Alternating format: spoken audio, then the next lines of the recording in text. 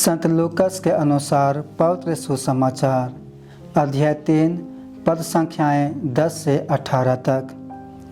जनता यूहन्ना से पूछते थे, तो हमें क्या करना चाहिए? वह उन्हें उत्तर देता था, जिसके पास 2 कुर्ते हों वह एक उसे दे दे जिसके पास नहीं है, और जिसके पास भोजन है वह भी ऐसा ही करें। नाकेदार भी बपतिस्मा ग्रहण करने आते थे और उनसे यह पूछते थे, गुरु हमें क्या करना चाहिए? वह उनसे कहता था, जितना तुम्हारे लिए नियत है उससे अधिक मत मांगो। सिपाही भी उससे पूछते थे, और हमें क्या करना चाहिए? वह उनसे कहता था, किसी पर अत्याचार मत करो, किसी पर झूठा दोष मत लगाओ और अपने वेतन से संतुष्ट रहो। जनता में उत्सुकता बढ़ती जा रही थी और सब यूहन्ना के विषय में मन ही मन सोच रहे थे कि कहीं यही तो मसीह नहीं है। इसलिए यूहन्ना ने सबसे कहा, मैं तुम लोगों को जल से बपतिस्मा देता हूँ, परंतु एक आने वाले हैं जो मुझसे अधिक शक्तिशाली हैं। मैं उनके जूते का फीता खोलने योग्य नहीं हूँ। वह तुम लोगों को पवित्र आत्मा और आग से बपतिस्मा देंगे। वह हाथ में सूप ले चुके हैं, जिससे वह अपना खलिहान ओसाकर साफ करें और अपना गेहूँ बखार में जमा करें। वह भूसी को ना बुझने वाली आग में जला देंगे। इस प्रकार के बहुत से अन्य उपदेशों द्वारा यूहन्ना जनता को सुसमाचार सुनाता था।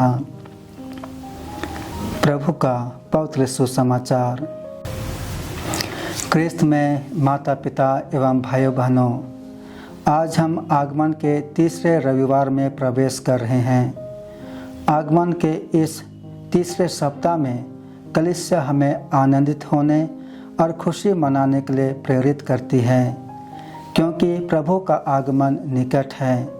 वे हमारे बीच हमारे साथ रहने के लिए आ रहे हैं। क्या हम उनके साथ रहने के लिए, उनका स्वागत करने के लिए तैयार हैं? मनुष्य उन्हीं लोगों के साथ रहना चाहता है जिससे वो प्रेम करता है। हम अनजान लोगों के साथ रहना पसंद नहीं करते हैं। जिससे हम प्रेम करते हैं, जिससे हम जानते हैं, हम उन्हीं लोगों के साथ रहना पसंद करते हैं। एक व्यक्ति जो दिल्ली में काम करता था, वह एक दिन मेरे पास आया और कहने लगा कि फादर, मैं अब दिल्ली में रहते हुए थक गया हूँ।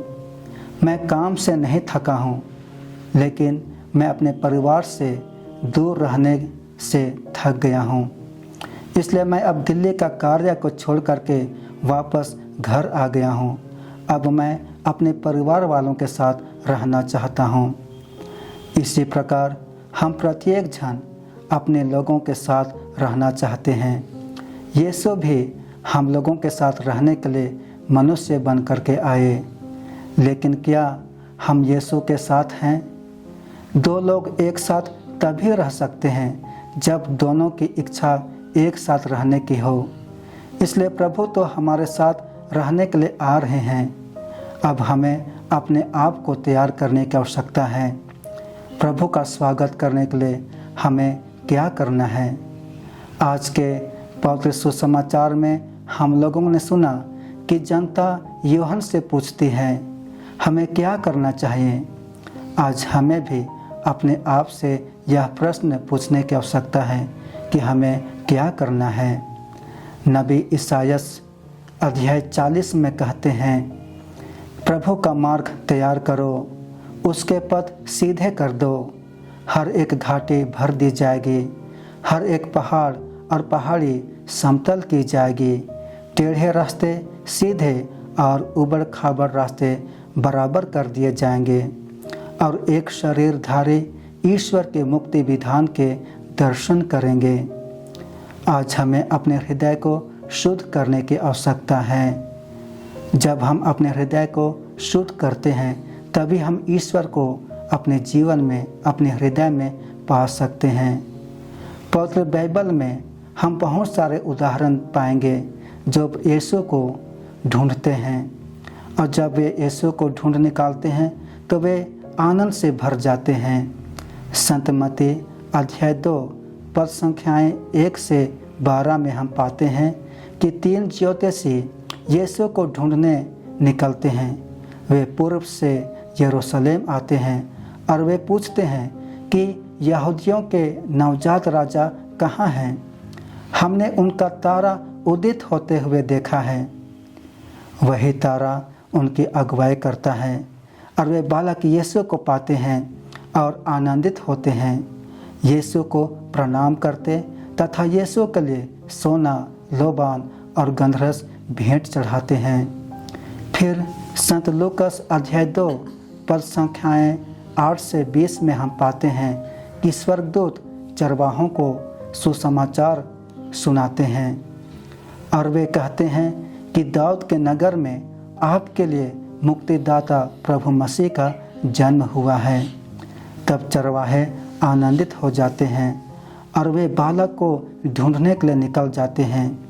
जब उन्होंने बालक को पाया तो वे खुशी से प्रफुल्लित हो उठे और उन्होंने बालक को उपहार दिया। फिर संत लूकास अध्याय 19 में हम पाएंगे जक्कैयुस के बारे में। जक्कैयुस, जिसे लोग पापी मनुष्य कहते थे, वह यीशु को देखना चाहता था। इसलिए वह यीशु को देखने के लिए गुल्लर के पेड़ पर चढ़ जाता है, क्योंकि वह कद से छोटा था। यीशु के इर्द गिर्द भीड़ होने के कारण जक्कैयुस यीशु को देख नहीं पाता था, इसलिए वह पेड़ पर चढ़ जाता है। जक्कैयुस छिपकर यीशु को देख रहा था। इतने में यीशु जक्कैयुस को देखकर कहता है कि आज मैं तुम्हारे यहाँ ठहरूंगा, इसलिए जल्दी नीचे उतर आओ।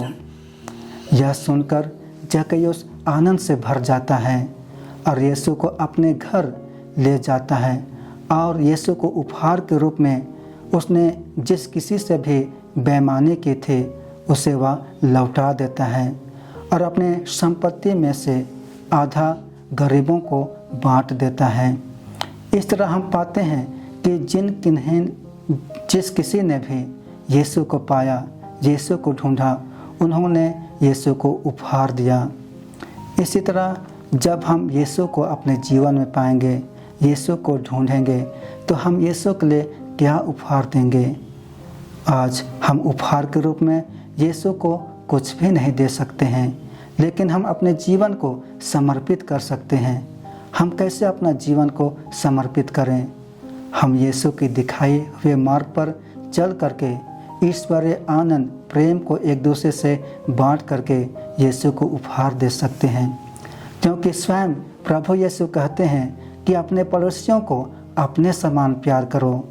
जब हम अपने पड़ोसियों को अपने समान प्यार करते हैं तो हमें ईश्वर के द्वारा आशीष और कृपाएं मिलती हैं। और जब हम एक दूसरे को आनंद देते हैं, खुशी देते हैं, तो उन्हें आनंद खुशी में ही ईश्वर की प्रशंसा होती है। इसलिए आइए मेरे माता पिता, भाइयों बहनों, हम ईश्वर से यही आशीष और कृपा मांगे कि इस आगमन काल में हम अपने आप को तैयार कर सके और एक दूसरे के साथ ईश्वरीय शांति, प्रेम और आनंद को बांट सकें।